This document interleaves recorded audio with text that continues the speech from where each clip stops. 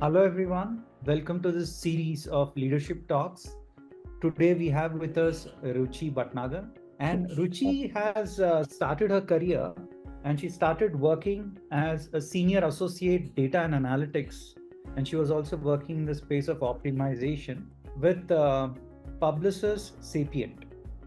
And then she switched her career to join Chegg Incorporation as a data scientist.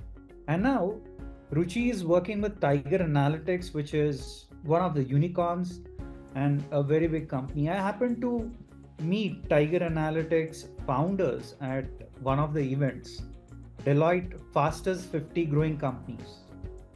At that point of time, I think in 2018, if I remember correctly, yeah, 2018.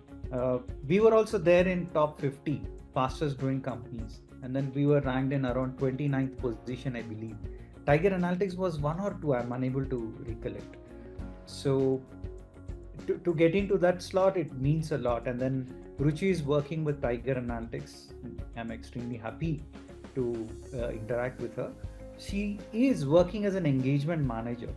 For those of you who believe that once you get trained on data science, there's only one route, and that is to become a hardcore data scientist. That is wrong. You can also take up business roles where you interact with the customer, you understand their requirements, you understand where their problem, what kind of solution actually will fit in well. And that also needs thorough technical knowledge, know-how, as well as the business acumen. Only once you combine these two can you become a successful engagement manager. And also, Ruchi, I wish to tell one more thing, that engagement managers are also called as pre-sales managers in different companies, right?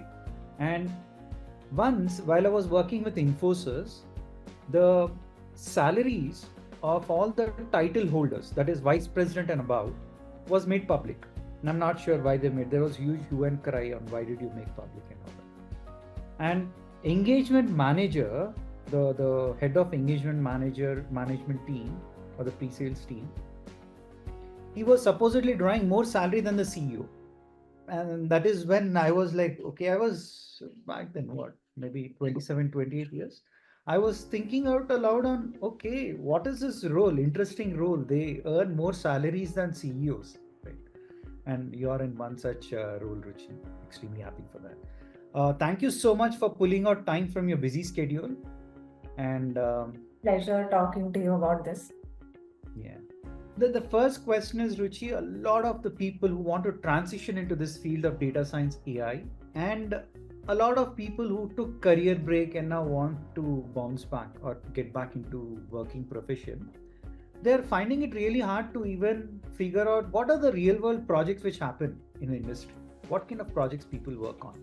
So according to you, what are a few of the interesting projects that are happening in your space or in your knowledge? Yeah, over to you. So I think the majority of data science and machine learning enablement happens when you try to, optimize for something, like you're optimizing revenue, you're optimizing operations, like we see all these warehouses efficiency kind of projects, where you see pricing and promotion kind of projects.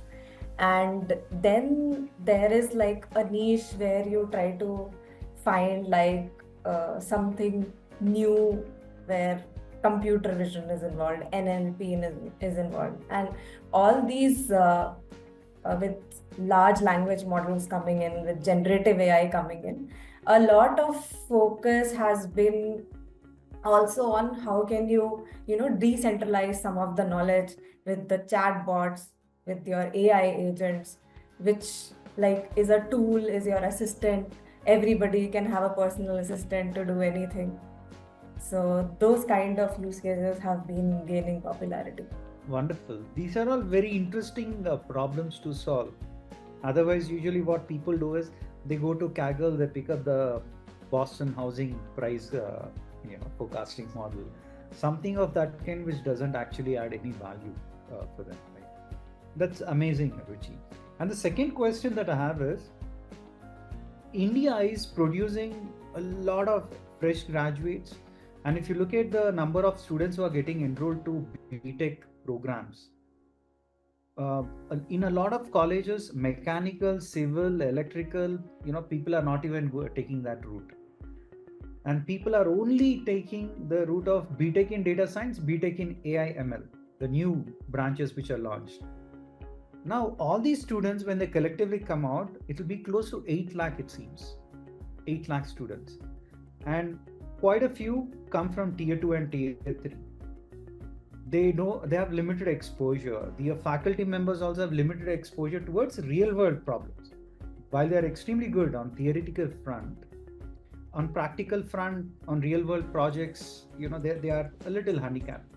So what do you suggest for them, Ruchi? How should they actually gear up? How should they prepare so that they eventually get into this field of data science and AI? Interestingly, you started talking about Kaggle, right? So I myself did that Boston housing project and that number decoding thing, if you would have seen that.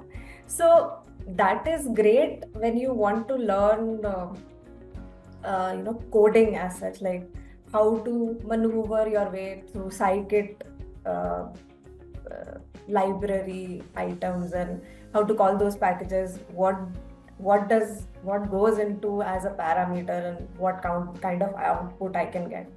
But when it comes to like the real world problem, the main difference I saw was the data itself, right? Like the kind of journey you have to take from the raw data to really make it consumable to the whatever machine learning model or AI model you're using. That is the huge leap actually. So because now you have all these generative AI, you have Devins of the world. So coding is not like if you say that I know very good Python, I don't think now that's like the job skill anymore. I feel like in the future, the thing will be how do you look at the data, interpret that data, and what it means for the business to adopt that data. So I think for the new folks, there could be like three ways they can approach it. One could be like the enablement piece of it, right? So it's simply like buying a EV or a petrol right now, correct? So you like EV sounds fancy, but if I want to take it for a long drive, I don't have enough infra in the country to support that. So same goes for like the company, like there are a lot of companies that want to get ride on that AI ML hype, but what they realize in the background that they don't have enough or good quality data to support that, right? So building blocks of any AI ML enablement is setting up that data process, right? So you could get into cloud technologies, understand how do you do data governance, and how do you maintain sanity of the data so that it is consumable for all your analysis, reporting, modeling, right? The second piece is adoption piece, right? Like there are people sitting high up in the ladder who are probably skeptical of all these new age data model, and they're like, my domain knowledge, I've seen this trend for 30 years. But how do you gain that trust and do your articulation around what value this model brings to your company is one piece. And then the third big part is the how do you actually, once you generate a recommendation or any output from the model, how do you make it consumable for your end users, right? You, be it a app, be it a website, be it like integrating with your internal systems. So these three pieces, even if you're not like a hardcore person who can write an algorithm, you have your ways around this life cycle of AI and ML pieces. Wonderful, Ruchi. Absolutely. So, Ruchi is very, very clearly telling that it's not about writing code, because you have a lot of platforms, and if you just issue English like comments or prompts, you will get the entire code which is properly modularized, optimized, etc. So don't focus on that aspect, but focus more on what are the data sources, what kind of data you get, and how do you pre-process your data and make it ready for your models. Right? This is where you will have to, put in a lot of effort. And another aspect is very clearly integration aspects, right? Once you build your solution, where will you deploy it? How is it going to get integrated into the bigger system? Say a client is having ERP system, or they might be having some other system. How are you going to ensure that your model fits into that, your AI solution fits into that? Integration is very important. And the third thing is user interface. The UI which the customer is going to see would not be your code that you have written, or nothing pertaining to technical aspects. That should look in a beautiful manner, be it web application or mobile application, and it should address the needs of different stakeholders as well. So focus on these aspects, friends, and all these points are directly coming from practitioner and leader who is working in the field of analytics with one of the top-notch companies. So there we go. Thank you so much, Ruchi, for your time. This means a lot. The quick, crisp insights that you have given will go a long way in shaping the future of the youth of the nation. Thank you so much once Thank you again. so much.